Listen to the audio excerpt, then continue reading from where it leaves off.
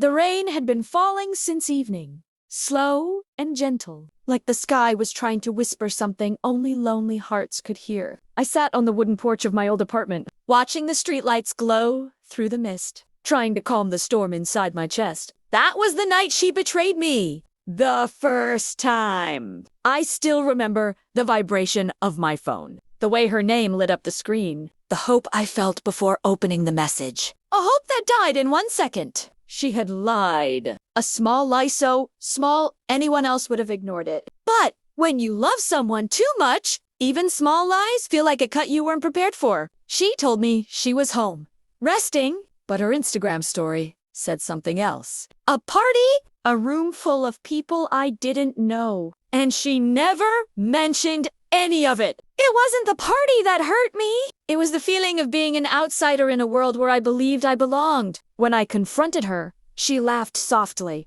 Not cruelly, just carelessly. It's nothing, she said. You're but love makes you believe anything. So I forgave her. Not because she deserved it, but because I couldn't imagine my life without her. That night, the rain kept falling, and I didn't know it then, but the sky was giving me a warning. This was only the beginning. I went to sleep with a heavy heart, hoping tomorrow would be better. But my heart already knew the truth. First cracks never heal. They only spread. Chapter 2.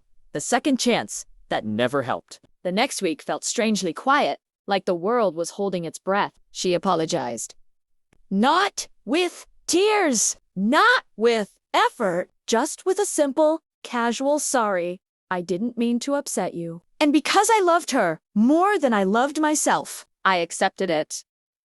That was my second mistake. We met at our usual little cafe, the one with warm lights, wooden chairs, and the smell of cinnamon drifting through the air. I remember watching her walk in, hair slightly wet from the fog, a shy smile on her lips. For a moment, everything felt normal again. I missed you, she said, as she wrapped her arms around me. And just like that, every broken piece inside me rearranged itself, pretending it had never been shattered. We talked for hours. About nothing. About everything. About plans that I didn't know would never happen. She told me she wanted to be better. She told me she didn't want to lose me. And I believed her. But that night, when she left the cafe early, saying she had to sleep, I found out she had gone somewhere else. Not a party this time, but with someone she used to not care about. Somewhere inside me, a quiet voice whispered, "This is betrayal number 2. But louder than that voice was my heart saying, maybe she has a reason. So I swallowed my pain again. I told myself love required forgiveness.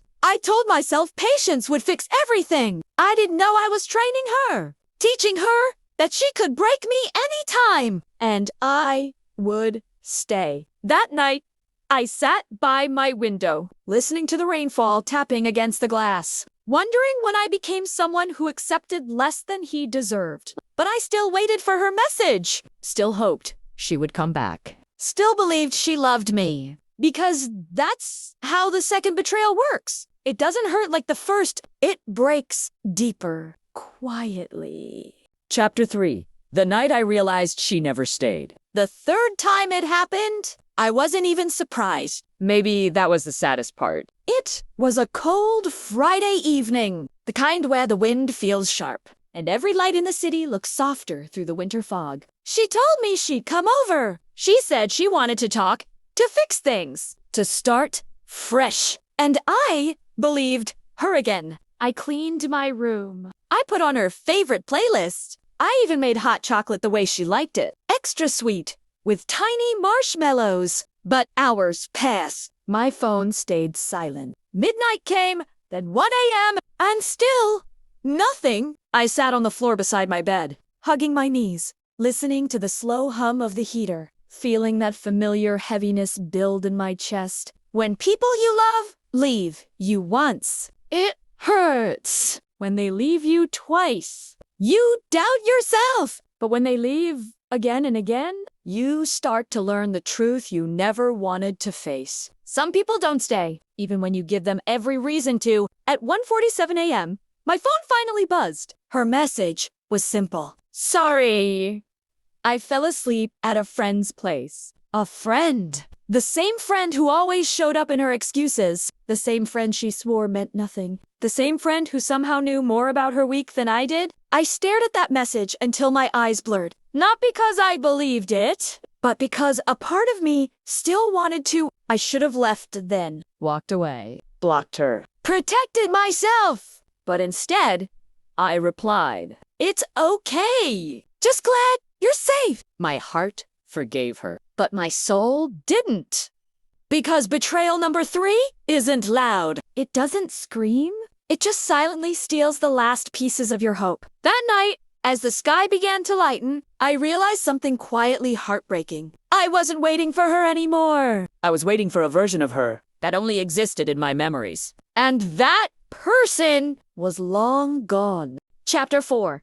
The day I finally believed her tears. For a long time, I thought I had become immune to her tears. 7 times I forgave her. 7 times I convinced myself that love means patience, and patience means pain. But the 8th time was different. It was a cold evening. The sky had that strange gray color. The kind that always feels like something is about to change. I was sitting on the balcony, watching people walk their dogs, hearing kids laugh across the street, and feeling like life was moving around me. But I was stuck in the same story. And then she came out. Ayesureddo. Hands shaking. Voice softer than I had ever heard. I promise. This time I didn't lie. I wanted to walk away. I wanted to save myself. But her voice broke in a way that made my heart forget everything I knew. For the first time, her tears didn't look like excuses. They looked like truth.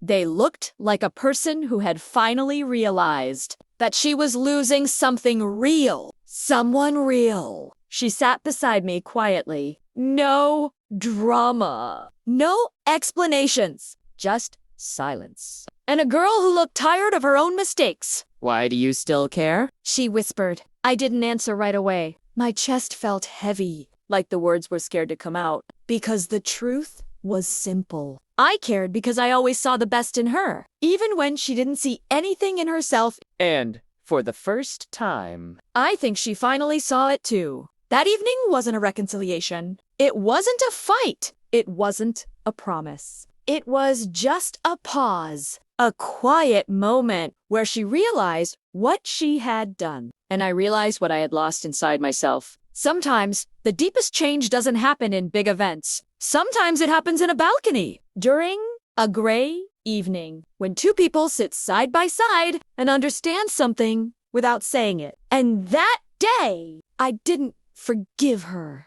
And I didn't leave her. I just sat with her, finally believing her tears, but not ready to hand her my heart again. Not yet.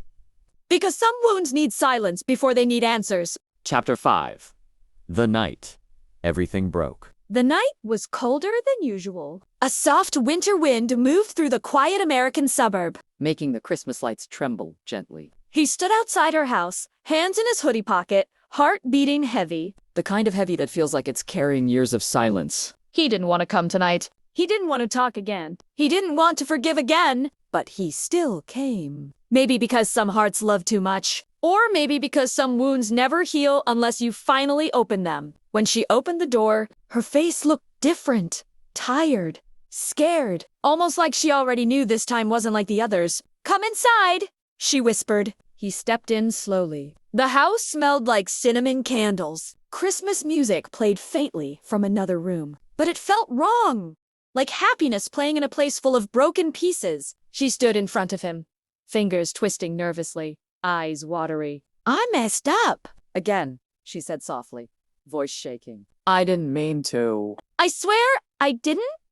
I'm just lost." He closed his eyes. He had heard this so many times. 7 times, to be exact. 7 times she broke him. 7 times he put himself back together. 7 times he took her hand again, hoping she'd finally choose him. "I know," he finally said, and his voice sounded calm. Too calm. She took a step closer. "But you'll forgive me again." Right? You always do. He looked at her. Really looked. And for the first time in years, he didn't see the girl he fell in love with. He saw someone who kept using his heart like a spare part, breaking it, fixing it, breaking it again. No, he whispered. She froze. What? This time? He said. I'm choosing myself. Her lips parted, but no words came. She didn't expect this. She never imagined he would leave, because he never had before. Her tears fell fast, hitting the wooden floor. I'll change, she begged. I promise! Please don't do this. He shook his head, a sad smile touching his lips. You had 7 chances, he said softly, and I gave you all of me every time. But you never gave me anything back. The room became silent, painfully silent. He walked toward the door. She reached out, grabbing his sleeve gently, like she was holding onto the last thread of something precious. Don't go, she whispered. He turned one last time. Tears in his eyes too, but they weren't from sadness anymore. They were from finally letting go. Goodbye, he said. He stepped outside. The cold wind hit him, but it felt freeing, like the world was finally breathing with him instead of against him. Behind him, she sank to her knees inside the doorway, realizing too late that losing a good heart hurts more than anything else. And as he walked down the quiet street, Christmas lights glowing softly around him, for the first time in years, he felt light. He felt okay. He felt free. Chapter 6. The night he finally chose himself. The snow had stopped, but the cold still hung in the air, like a truth that refused to melt. He walked down the quiet street, hands in his pockets, breath turning into small clouds. For the first time in a long time. He wasn't thinking about her. He wasn't thinking about the apologies she never gave, or the promises she broke like thin ice under her own footsteps. Tonight, he was thinking about himself. He reached a small park, the one where they once laughed. The one where she once promised he was the only man she'd never hurt. How funny promises become when they're repeated. And repeated. Until they lose meaning. 7 times she broke him. 7 times he forgave her. But tonight, his heart whispered something new. You deserve peace. He sat on the cold bench, Watching the soft glow of a street lamp turning snowflakes into tiny falling stars. For the first time, the world didn't feel heavy. He wasn't angry. He wasn't crying. He was simply done. Done choosing someone who never chose him back. And in that quiet winter night, he realized something beautiful. Healing starts the moment you stop reopening the same wound. He stood up, took a deep breath, and walked forward. Not toward her, not toward the past, but toward a future where he no longer begged for love. Tonight wasn't an ending. It was his beginning. Chapter 7. And this time, he didn't look back. Winter finally began to fade, The snow melted off rooftops. dripping like quiet reminders that even the coldest seasons eventually end. So did he. He ended the season of hurting himself for someone who never cared enough to stay. He packed away the old photos, not with anger. But with acceptance, he deleted the messages he kept rereading every night. The ones that made his heart break, but his hope stubbornly grow. He stopped blaming himself. Some people aren't meant to love you, Not because you're unworthy. but because they're incapable. One morning, as soft sunlight spilled into his room, he felt something he hadn't felt in years. Lightness. He made coffee for himself, sat by the window, and listened to the world wake up without thoughts of her pulling him down. The pain didn't disappear overnight, but it was quieter now. Manageable. Honesto. He went for a walk through the same streets where they once held hands, where he once waited for her replies, where he once felt small. But today, he wasn't small. Today, he walked taller. He passed the cafe they used to sit in. He didn't flinch. He passed the river where she once cried and promised to change. He felt nothing. He passed the spot where she left him the last time. He smiled, not because he missed her, but because he survived her. And when he reached the bridge, a warm breeze brushed his face, as if the universe whispered, "You healed." He closed his eyes, breathed in deeply, and when he opened them again, he felt ready. Ready for life. Ready for peace. Ready for real love when it finally arrives. But this time? He would never let anyone treat his heart like a backup option again. He walked forward with a steady, peaceful soul. And for the first time in a long time, he didn't look back.